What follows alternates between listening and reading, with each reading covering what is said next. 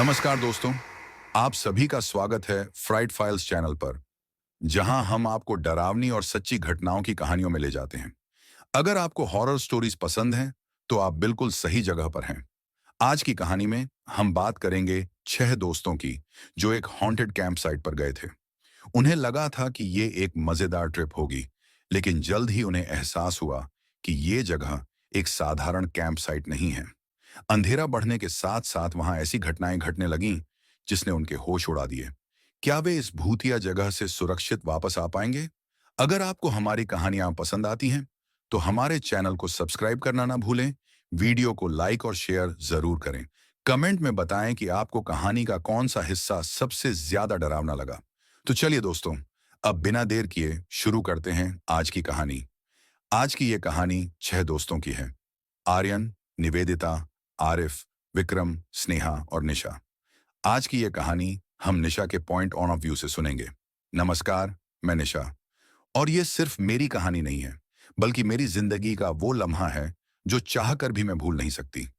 वो कहते हैं ना कि कभी कभी हमारी जिंदगी में कुछ ऐसे हादसे हो जाते हैं जिससे हमारी पूरी दुनिया ही बदल जाती है।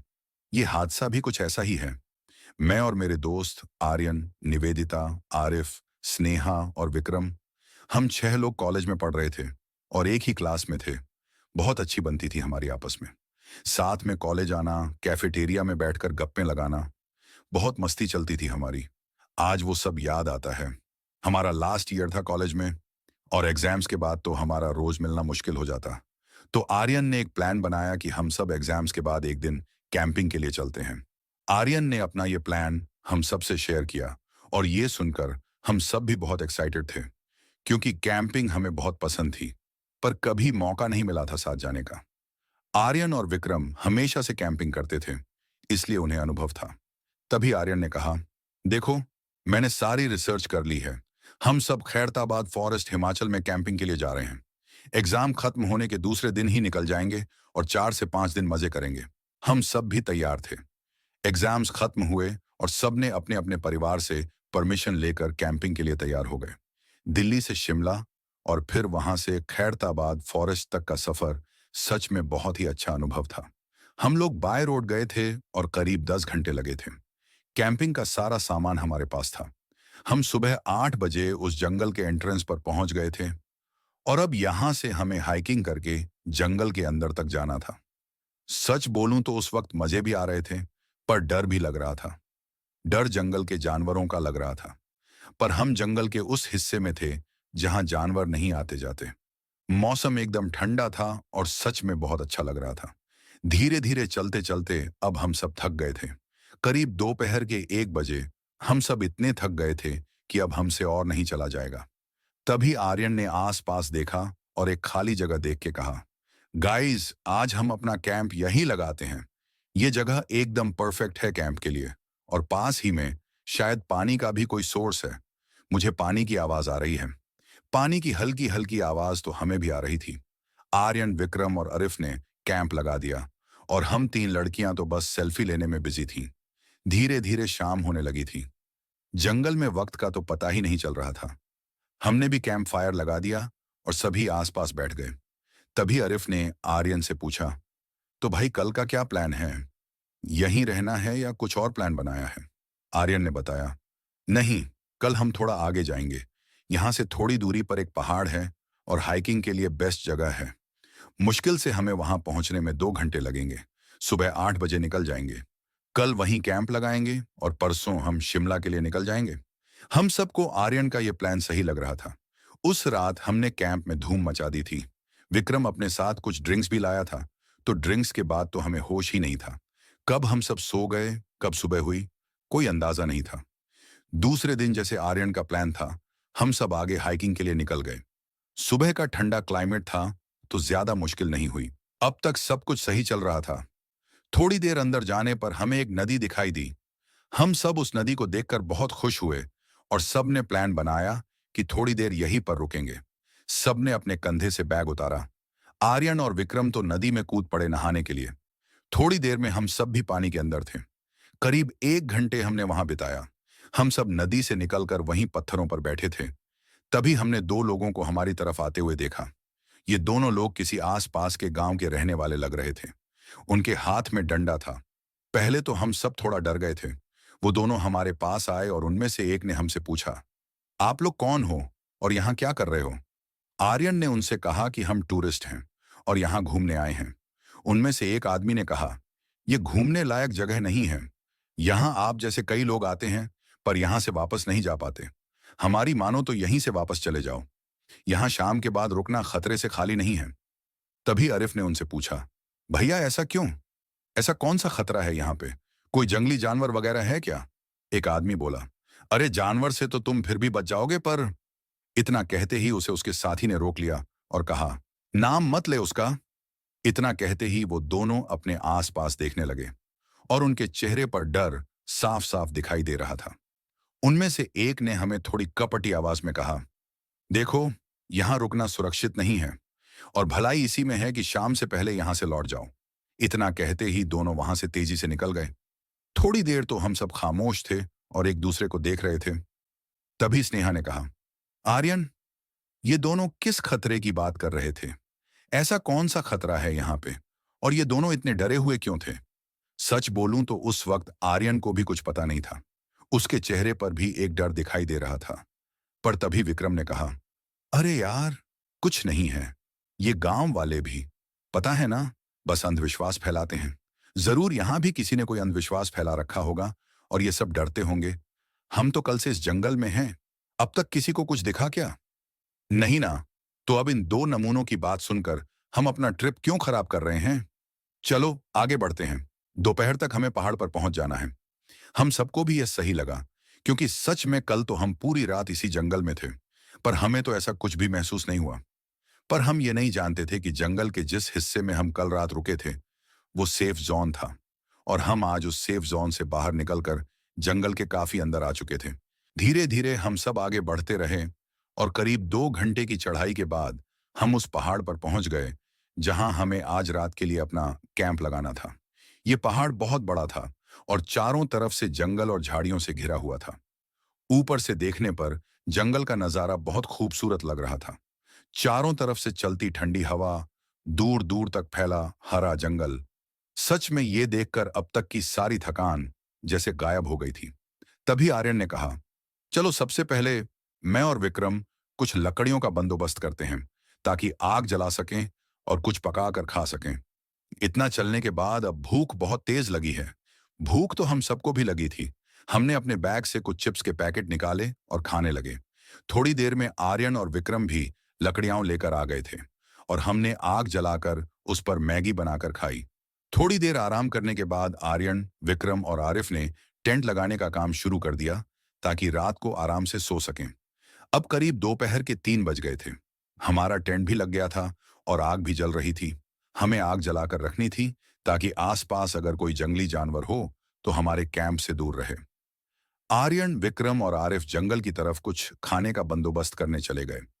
हम तीनों लड़कियां टेंट के पास ही आराम कर रही थीं। तभी अचानक निवेदिता को झाड़ियों में कुछ हलचल होती दिखाई दी। उसने हमें भी बताया और हाथ से झाड़ियों की तरफ इशारा किया। हम तीनों सच में डर रहे थे कि कहीं कोई जानवर तो नहीं जो हमारी तरफ आ रहा हो।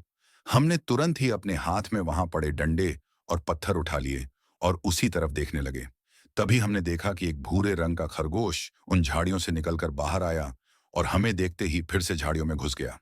हम तीनों एक दूसरे को देखकर हंसने लगे। थोड़ी देर में तीनों लड़के भी जंगल से तीतर पकड़ लाए थे। साथ में कुछ केले भी थे। तभी आर्यन ने तीतर अपने हाथ में ऊपर उठाते हुए कहा, क्यों गर्ल्स, पार्टी की तैयारी करें? अब करीब शाम के 7 बज गए थे और जंगल में एक अजीब सा अंधेरा और शांति पसरी हुई थी। दिन के उजाले में यह जंगल जितना खूबसूरत लग रहा था, चांद की रोशनी में उतना ही भयानक दिखाई दे रहा था। अब हम सब बोनफायर के चारों तरफ बैठ गए और एक तरफ आर्यन और आरिफ तीतर को पकाने लगे। साथ ही विक्रम ने सबके लिए ड्रिंक्स बना दी। हम सब आनंद ले रहे थे और सच में बहुत मजा आ रहा था। तभी अचानक हमें झाड़ियों में किसी के चलने की आवाज आई। हम सब आवाज की दिशा में देखने लगे, पर वो आवाज कुछ सेकंड की ही थी। हमें लगा हो सकता है कोई खरगोश वगैरह हो, जैसे दोपहर में आया था। उस पर ज्यादा ध्यान ना देकर हम फिर से एंजॉय करने लगे। तभी विक्रम को टॉयलेट जाना था, तो वो अपनी जगह से उठा और झाड़ियों में टॉयलेट करने चला गया। काफी देर तक विक्रम वापस नहीं आया तो आर्यन और आरिफ विक्रम को ढूंढने चले गए। मैं भी उनके साथ साथ जाने लगी। तभी हमने देखा कि विक्रम एक पेड़ के पास खड़ा था और उसे देख रहा था। वो पेड़ दिखने में एकदम अजीब था और उसके चारों तरफ जैसे किसी ने कुछ जलाया हुआ लग रहा था। उस पेड़ की सभी टहनियों पर किसी ने लाल रिबन जैसा कुछ बांध रखा था। आर्यन ने विक्रम को आवाज लगाई तो विक्रम ने पलटकर हमें अपनी ओर आने का इशारा किया। विक्रम ने कहा, अरे ये पेड़ कितना अजीब है ना, इस पर यह रिबन किसने बांधी होगी? और सबसे अजीब बात बताऊं, वो हमें पेड़ की दूसरी तरफ ले गया और वहां पर एक डाली पर एक मटका लटका हुआ था और एक डाली पर एक अजीब सी दिखने वाली गुड़िया। ये देखकर मुझे तो बहुत डर लग रहा था। मैंने तीनों से कहा, चलो यहां से, ये पेड़ बहुत डरावना है, चलो जल्दी कैंप में वापस चलते हैं। आर्यन और आरिफ हंसने लगे और कहने लगे, तू कितनी डरपोक है रे निशा। मैंने कहा, पहले यहां से चलो। हम सब अपने कैंप पर वापस आ गए और उस पेड़ के बारे में बात करने लगे। मैंने सबसे कहा, देखो कोई भी उस तरफ मत जाना, क्योंकि तुम मानो या ना मानो पर उस पेड़ पर जरूर किसी ने काला जादू किया है, क्योंकि वहां जो भी है वो सब काला जादू से संबंधित है। तभी आरिफ ने पूछा, पर निशा, तू इतने यकीन से कैसे कह सकती है कि वो काला जादू से ही संबंधित है? मैंने जवाब दिया, देखो, मैं ये जानती हूं क्योंकि मेरे गांव में ऐसे काला जादू करने वाले लोगों को मैंने देखा है और कई बार मैंने देखा है कि ये सब काला जादू में ही इस्तेमाल किया जाता है, वरना कौन उस गुड़िया को इस तरह पेड़ पर लटकाएगा। चलो, गुड़िया तो ठीक है, पर वो मटका और लाल रिबन, और शायद तुम लोगों ने नोटिस नहीं किया कि पेड़ के चारों तरफ किसी ने कुछ जलाया हुआ था। मेरी बात सुनकर स्नेहा और निवेदिता बहुत डर गई थी। तभी अचानक हमें जंगल से किसी के गाना गाने की आवाज सुनाई दी। ये आवाज किसी औरत की थी। आवाज काफी दूर से आ रही थी। धीरे धीरे ये आवाज जंगल की चारों तरफ से आने लगी। हम सब डर गए थे, पर कोई कुछ नहीं बोला, बस ध्यान से आवाज सुन रहे थे। थोड़ी देर बाद आवाज बंद हो गई। सब कुछ एकदम से शांत हो गया। तभी आर्यन थोड़ा डरते हुए और कांपती आवाज में बोला, आ, आ, अरे कुछ नहीं। हो सकता है कोई आदिवासी हो जो जंगल में रात को टहल रही होगी। टेंशन मत लो, सब ठीक है। पर हमें कुछ ठीक नहीं लग रहा था। सब डरे हुए थे। रात के 9 बज गए थे और हमने खाना वगैरह खाया और बोन फायर के पास ही बैठे थे।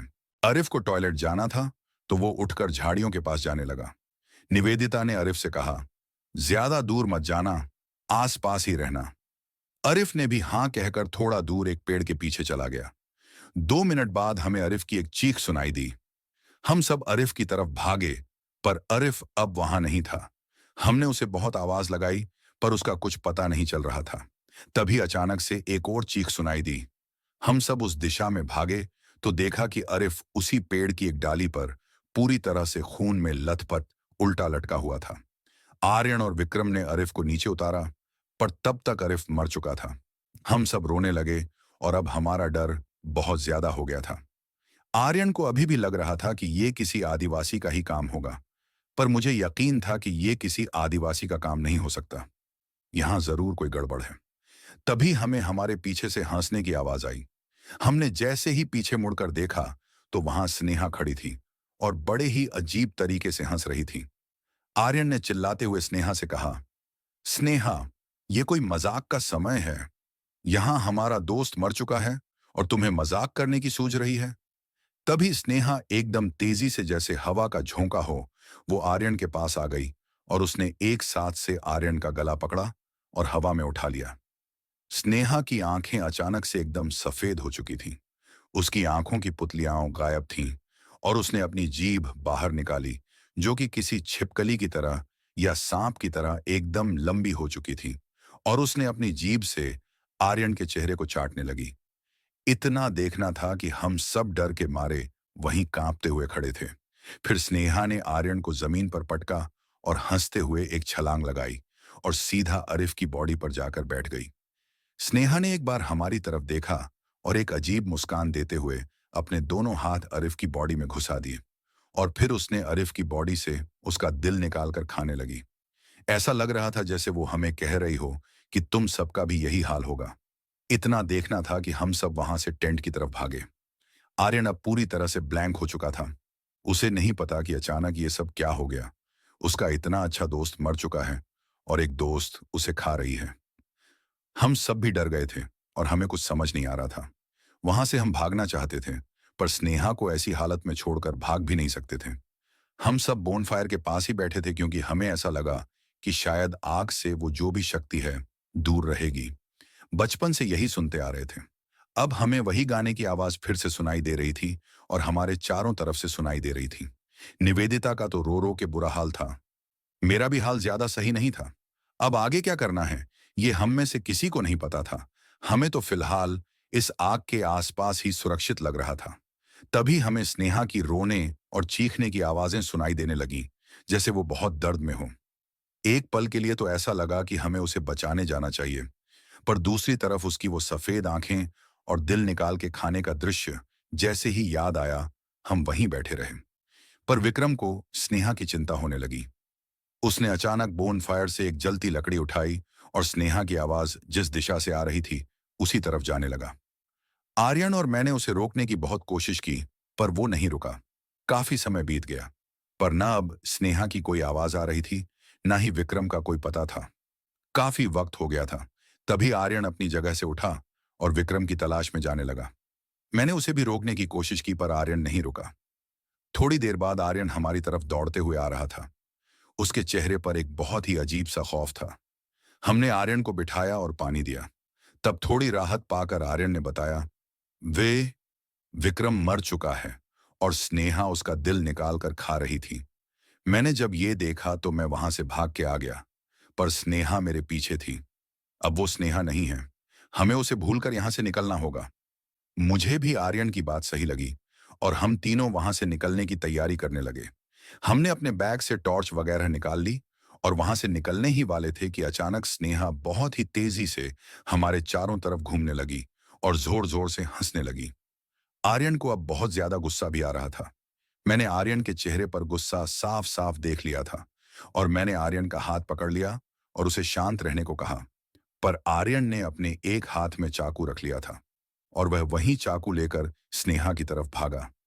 मैंने और निवेदिता ने आर्यन को मना किया कि आर्यन ऐसा मत करो, पर उस वक्त जैसे उसे गुस्से में कुछ समझ नहीं आ रहा था और उसने स्नेहा पर हमला कर दिया। स्नेहा पर हमला करते ही स्नेहा ने आर्यन को अपने दोनों हाथों से पकड़ा और एक ही झटके में आर्यन के शरीर को दो हिस्सों में फाड़ दिया। इतना देखना ही था कि मैं और निवेदिता दोनों वहीं बेहोश होकर गिर गए। आगे क्या हुआ हमें नहीं पता, पर जब आंख खुली तो हम दोनों ही अस्पताल में थे और हमारे आसपास हमारे घर वाले और कुछ लोग खड़े थे जिन्हें हमने पहले कभी नहीं देखा था। तभी मेरे पापा ने बताया कि इन्हीं गांव वालों ने तुम्हारी जान बचाई है। भीड़ में से एक बुजुर्ग आदमी सामने आया। उसने बताया कि दरअसल तुम लोगों को उस पहाड़ पर जाते हुए श्याम और रवि ने देख लिया था। श्याम और रवि वही दोनों थे जो हमें जंगल में मिले थे।